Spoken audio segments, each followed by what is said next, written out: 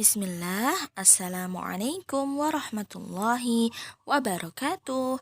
Anak-anak kelas 1 yang solih dan solihah, bagaimana kabarnya hari ini? Semoga tetap sehat dan selalu semangat ya untuk belajar meskipun kita saat ini masih online. Sabar dulu ya anak-anak, sebentar saja. Nah, untuk anak-anak yang sedang sakit, semoga segera sembuh ya sehingga bisa belajar dengan baik. Selanjutnya siapkan buku paketnya dan pensilnya. Kemudian simak materi hari ini dengan baik ya. Baik anak-anak, sekarang anak-anak silahkan dibuka buku paketnya halaman 83 pada bab pelajaran yang ketujuh, bersiwak. Nah, ini kemarin kita sudah bahas ya pada pekan yang lalu tentang bersiwak ini. Hari ini kita mengulangi sebentar aja ya. Kemudian nanti kita baru nambah materi ya anak-anak. Nah, sekarang kita lihat pelajaran yang ketujuh, bersiwak ini ya. Bersiwak artinya apa anak-anak? Bersiwak artinya adalah menggosok gigi ya agar bersih dari sisa-sisa makanan. Ya, menggunakan apa bersiwaknya? Bisa menggunakan siwak erek ya yang dari kayu, atau juga bisa menggunakan sikat gigi dan odol. Ini seperti yang saya sampaikan pada pekan lalu ya. Jadi bersiwak itu ada dua ya anak-anak. Di sini juga digambarkan ada dua. Ada dua, yaitu yang pertama menggunakan kayu siwak seperti ini. Nah, seperti ini. Jadi kayu siwak, selain kayu siwak juga bisa menggunakan apa? Misalnya kalian punya kayu siwak, maka lebih baik pakai ini. Tapi kalau tidak ada, ya, bisa menggunakan apa? Sikat gigi dan pasta gigi. Jadi kalau kalian menyikat gigi dengan sikat gigi dan pasta gigi itu sudah cukup ya anak-anak, sudah termasuk bersiwak sesuai dengan yang diperintahkan oleh Rasulullah Shallallahu Alaihi Wasallam. Nah, kapan bersiwak itu? Setiap kapan ya? Setelah bangun pagi. Nah, ini diperhatikan.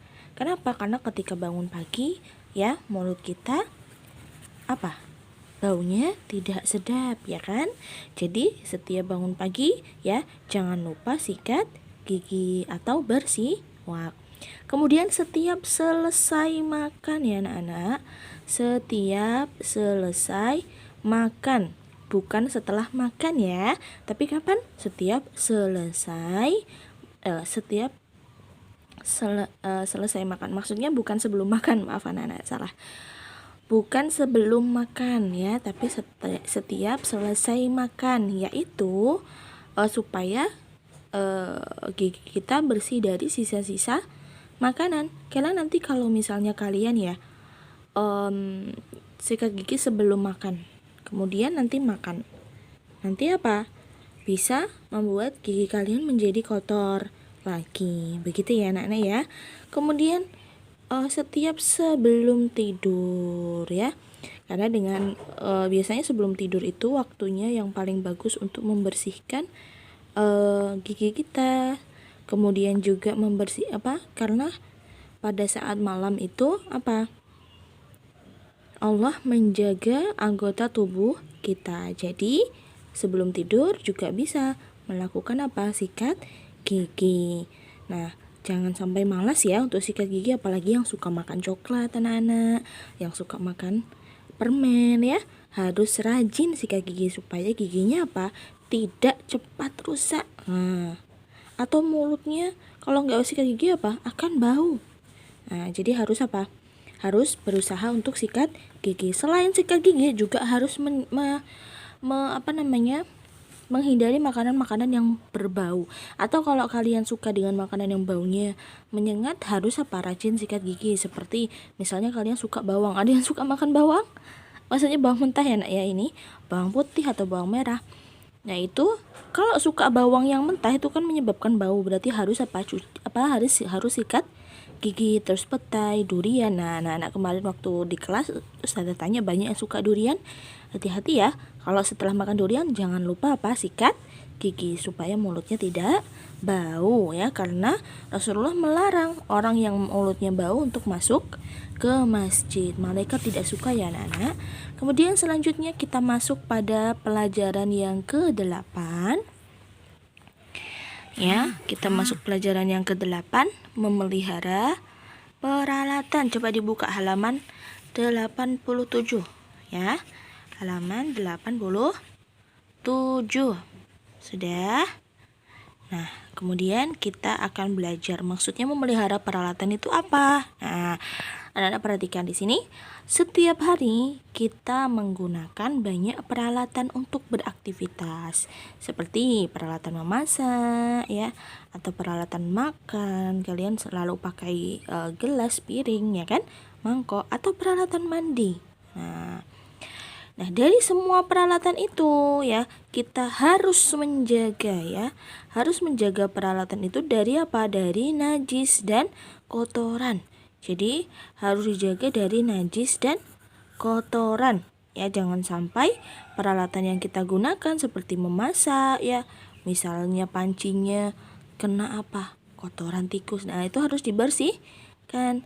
Peralatan makannya, peralatan mandinya ya harus dibersihkan, jangan sampai ada najis, juga jangan sampai ada kotoran. Selain tidak sehat anak-anak, najis dan kotoran itu jika digunakan ya bisa apalagi kalau digunakan dengan sengaja ya, dengan sengaja. Kalau tidak sengaja tidak apa-apa. Kalau digunakan dengan sengaja bisa menyebabkan apa? Berdosa juga ya. Nah, Nah, ini perhatikan nih. Contoh sendok, garpu, piring, dan gelas semuanya harus bersih dari kotoran agar tidak membawa anak penyakit. Nah, terutama apa? Sakit perut ya. Kemudian suci dari najis. Nah, najis di sini maksudnya apa? Yang paling penting nih, anak-anak, yaitu najis yang dijilat dengan anjing atau terkena najis lainnya. Nah, kalau ada yang dijilat dengan anjing berarti najisnya menjadi najis yang apa? Yang berat, ringan, atau sedang anak-anak? Yang apa? Yang berat ya. Najis anjing ini atau dijilat dengan anjing ini merupakan najis yang apa anak-anak? Yang berat. Kenapa kok berat Ustazah? Karena membersihkannya susah anak-anak ya. Susah sekali. Bagaimana membersihkannya ini? Harus sebanyak 7 kali nih.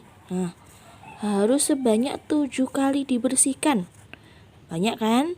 Nah, agak susah kan bersihkannya, makanya ini najis anjing ini harus hati-hati ya, harus perhatikan sekali ya anak-anak. Harus dicuci sebanyak berapa kali? 7 kali. Nah, salah satunya menggunakan tanah. Jadi 7 kali ini misalnya 6 kalinya itu pakai air dan apa? Sabun ya toh, supaya lebih bersih ya kan. Nah, yang 1 kalinya pakai apa? Pakai tanah. Kenapa Ustazah kok harus pakai tanah?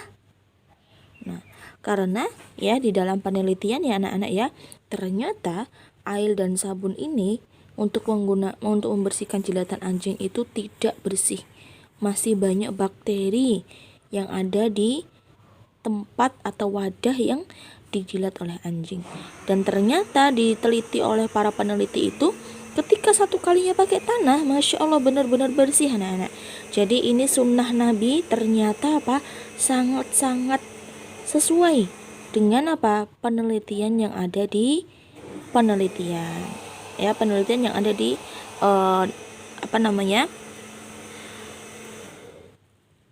di negara orang-orang yang yang cerdas-cerdas itu ya. Penelitiannya ternyata benar ya. Ternyata sesuai, Masya Allah, dan bagus untuk kesehatan kita gitu ya. Nah, juga selain harus diperhatikan ya masalah najisnya, jangan sampai ada sesuatu yang najis, apalagi jilatan anjing, tidak boleh ya. Juga harus diperhatikan, tidak boleh menggunakan tempat makanan baik piring, gelas, mangkok atau lain-lain ya. Tidak boleh ya, tidak boleh yang terbuat dari apa? Emas dan perak. Nah, nggak boleh nih. Makanya anak-anak ya, kalau misalnya ada misalnya yang banyak sekali ada di televisi atau yang lain-lain, misalnya anak-anak masih menonton televisi, kemudian di situ ada orang-orang kaya yang memakai emas, memakai perak untuk makan, sendoknya dari emas, piringnya dari emas. Boleh nggak seperti itu? Tidak boleh ya anak-anak ya. Karena peralatan makan itu tidak boleh terbuat dari emas dan perak. Ya, Nabi Muhammad SAW bersabda, "Janganlah kalian minum dan makan dari wadah yang terbuat dari emas dan perak." Kenapa kok tidak boleh? Karena itu menunjukkan apa? Berlebih-lebihan, ya. Dan Allah tidak suka dengan hamba yang berlebih-lebihan di dalam dunia, ya. Dalam hal dunia. Jadi emas digunakan untuk makan. Nah, itu sungguh berlebihan ya anak-anak, ya. Tidak boleh. Allah lebih menyukai orang-orang yang sederhana, ya. Nah, oleh karena itu, jika disuguhi makanan atau minuman oleh orang yang tidak beragama Islam, boleh nggak kita menerima makanan atau minuman dari orang yang tidak beragama Islam? Boleh tidak? Boleh ya anak-anak, tapi perlu diperhatikan, ya. Dilihat gelas sama piringnya, dilihat apakah terbuat dari emas dan perak atau tidak. Kalau terbuat dari emas dan perak, ya, jangan dipakai atau jangan dimakan, jangan diminum. Tapi kalau terbuat dari gelas biasa, piring biasa, ya, boleh gitu. Kemudian yang kedua, ya, harus diperhatikan juga suci dan bersihnya. Jangan sampai di situ ada makanan-makanan yang tercampur daging yang haram seperti daging babi, daging anjing, ya, harus diperhatikan. Kalau bisa tanya, ini ada daging yang diharamkan tidak? Yang anjing atau babi ada tidak? Kalau tidak ada, boleh dimakan. Kalau ada, tidak boleh dimakan. Dilihat juga di rumahnya orang yang non muslim itu punya anjing enggak? Biasanya kalau rumah orang non muslim yang punya anjing itu harus hati-hati piringnya, ya, jangan-jangan dijilat anjing tuh, harus hati-hati, ya. Jadi paham ya anak-anak, ya. Nah, seperti contohnya ini di gambar nih, ini non muslim punya anjing. Waduh, ini gimana ini kaget ini, ya. Ini gambar ini tuh gambar kaget, ini ada begini-begini nih, garis-garis ini. Mereka kaget, loh ada anjing nih, terus disuguh seperti ini atau dikasih makanan. Nah, harus perhatikan, ada anjingnya, ini harus hati-hati, ya. Karena kadang, ya, nggak semua sih, ya. Kadang ada yang bersih sekali gitu. Tapi kadang ada juga orang-orang yang piring sama gelasnya tuh dijilat juga sama anjing, ya. Jadi harus hati-hati. Paham ya anak-anak, ya? Lebih baik apa? Makan di tempat orang yang muslim saja. Itu lebih aman. Paham ya? Nah, untuk pelajaran fikih hari ini kita cukupkan sampai di sini. Terima kasih ya anak-anak sudah menyimak dengan baik. Semoga bisa dipahami. Kalau ada yang tidak paham, boleh tanya atau minta dijelaskan lagi Ustazah. Boleh insyaallah, ya. Kita cukupkan sampai di sini. Terima kasih anak-anak. Jazakumullahu khairan. Barakallahu fiikum. Wassalamualaikum warahmatullahi wabarakatuh.